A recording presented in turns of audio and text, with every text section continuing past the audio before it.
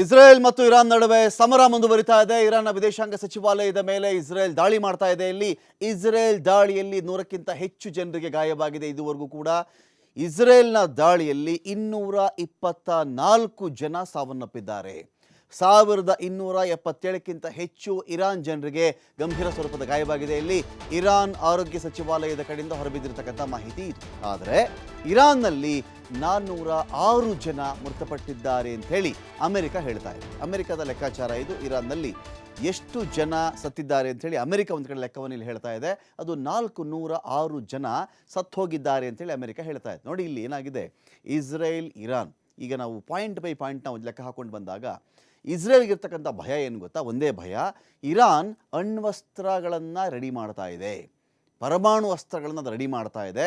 Iran ನನ್ನಿಂದ ಒಂದು 1700 kilometre ದೂರದಲ್ಲಿದ್ದಾರೆ, ಅವರು ನನ್ನ ಶತ್ರು ದೇಶ, ಅವರು ಡೈರೆಕ್ಟ್ ವಾರ್ ಮಾಡಲ್ಲ. ಈಗ ಭಾರತ ಪಾಕಿಸ್ತಾನ ಅಂದ್ಕೊಳ್ಳಿ, ಪಾಕಿಸ್ತಾನ ನೇರವಾಗಿ ಯುದ್ಧಕ್ಕೆ ಬರಲ್ಲ, ಯುದ್ಧಕ್ಕೆ ಬಂದಾಗೆಲ್ಲ ಸೋತು ಸುಣ್ಣವಾಗಿರ್ತಕ್ಕಂಥ ದೇಶ ಅದು.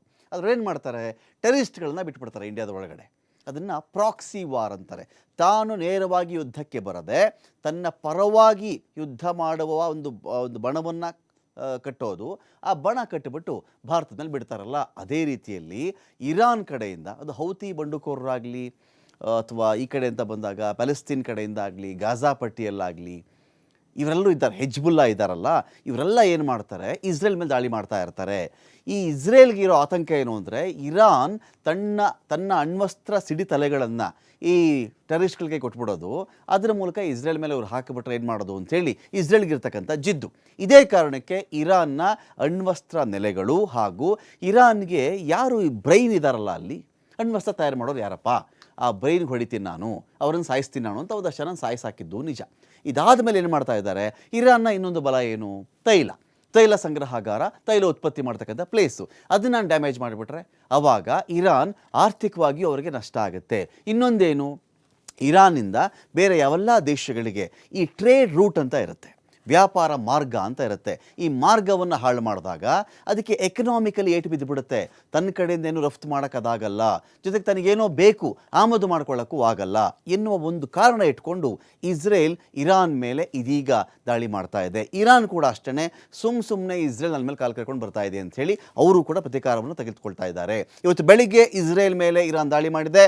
ಇರಾನ್ನ 4 ಬ್ಯಾಲಿಸ್ಟಿಕ್ ಕ್ಷಿಪಣಿಗಳಿಂದ ದಾಳಿ ನಡೆದಿದೆ. ಇಸ್ರೇಲ್ ಮೇಲೆ 370 ಕ್ಷಿಪಣಿಗಳನ್ನು ಇರಾನ್ ಹಾರಿಸಿದೆ. ಐರನ್ ಡೋಮ್ ಅಂತ ಹೇಳ್ತಾರೆ. ಇಸ್ರೇಲ್ನ ಮೊಸಾದ್ ಜಗತ್ತಿನಲ್ಲಿಯೇ ವಿಶ್ವವಿಖ್ಯಾತವಾಗಿರತಕ್ಕಂತಹ ಒಂದು ರೀತಿಯಲ್ಲಿ ದೊಡ್ಡ ಪಡೆ ಅದು ಮೊಸಾದ್ ಅನ್ನೋದು. ಬೇಹುಗಾರಿಕೆ ಎಲ್ಲಿ ಏನೇ ನಡೀಲಿ ಇಸ್ರೇಲ್ ಜನಗಳಿಗೆ ತೊಂದರೆ ಆಗದ ರೀತಿಯಲ್ಲಿ ಅದು ಕಾಪಾಡ್ತಿರುತ್ತೆ ಅಂಥೇಳಿ ಅಂತಹ ಇಸ್ರೇಲ್ ಮೇಲೆ ಎಣಿಸ್ಕೊಂಡು 370 ಕ್ಷಿಪಣಿಗಳನ್ನು ಹಾರಿಸಿದ ಇರಾನ್ ದಾಳಿಯಲ್ಲಿ 5 ಜನ ಸಾವನ್ನಪ್ಪಿದರೆ 90 ಜನರಿಗೆ ಗಾಯವಾಗಿದೆ. ಇಲ್ಲಿ ಇದುವರೆಗೂ ಇಸ್ರೇಲ್ನ ಜನ ಸಾವನ್ನಪ್ಪಿರೋದು 20 ಜನ, 500 ಜನರಿಗೆ ಇಲ್ಲಿ ಗಾಯ ಆಗಿದೆ ಅಂತ. ಇನ್ನೊಂದು ಕಡೆ ನಾವು ಚೆಕ್ ಮಾಡಿಕೊಂಡಾಗ ಇಸ್ರೇಲ್ನ ಪ್ರಧಾನಿ ಮನೆ ಮೇಲೇ 2 ಫ್ಲ್ಯಾಶ್ ಬಾಂಬ್ ದಾಳಿ ಆಗಿಬಿಟ್ಟಿದೆ. ಇಲ್ಲಿ ಬೆಂಜಮಿನ್ ನೆತನ್ಯಾಹು, ನೋಡಿ ಬೆಂಜಮಿನ್ ನೆತನ್ಯಾಹು ಕೂಡ ಅಷ್ಟೇ ಜನಪ್ರಿಯತೆ ಕಳೆದುಕೊಂಡಿದ್ದಂಥ ಪ್ರಧಾನಿ. ಇಸ್ರೇಲ್ಗೆ ಜನಪ್ರಿಯತೆ ಕಳ್ಕೊಂಡು ಸರ್ಕಾರವನ್ನೇ ಕಳ್ಕೊಂಡು ಅಲ್ಲಿ ಯಾವುದೋ ಆನಂತರದಲ್ಲಿ ಆ ಸರ್ಕಾರವನ್ನು ಪಲ್ಟಿ ಹೊಡೆಸಿ ಆನಂತರ ಮೈತ್ರಿ ಒಂದ ಮೂಲಕವಾಗಿ ಮತ್ತೆ ಪ್ರಧಾನಿಯಾದ ಮನುಷ್ಯ. ಈ ಮನುಷ್ಯ ಮತ್ತೆ ಪ್ರಧಾನಿ ಆಗ್ತಾ ಇದ್ದಾಗ ಇದ್ದಕ್ಕಿದ್ದಂತೆ ಅಟ್ಯಾಕ್ ಆಯಿತು ಇದೇ ಇಸ್ರೇಲ್ ಮೇಲೆ. ಒಂದು ಪಾರ್ಟಿ ನಡೀತಾ ಇದ್ದಾಗ, ಜನ ಖುಷಿಯಲ್ಲಿದ್ದಾಗ ಉಗ್ರಗಾಮಿಗಳು ಬಂದು ದಾಳಿ ಮಾಡಿಬಿಟ್ರು. ಈ ವಿಚಾರ ಇಟ್ಕೊಂಡು ಬೆಂಜಮಿನ್ ನೆತನ್ಯಾಹು ಮಾಡಿದ್ದೇನು ಅಂದರೆ ಗಾಜಾ ಮೇಲೆ ದಾಳಿ ಮಾಡಿದ್ದು.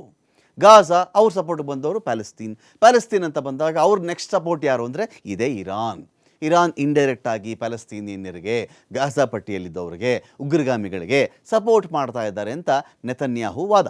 ಸೊ ಇದೀಗ ಬೆಂಜಮಿನ್ ನೆತನ್ಯಾಹು ಮನೆ ಮೇಲೇ ಇರಾನ್ ಒಂದು ಕಡೆ ದಾಳಿ ಮಾಡಿದೆ. ಮನೆ ಬಳಿ ಇರುವ ಉದ್ಯಾನವನದಲ್ಲೇ ಬಿದ್ದಿರೋದು ಬಾಂಬ್ಗಳು.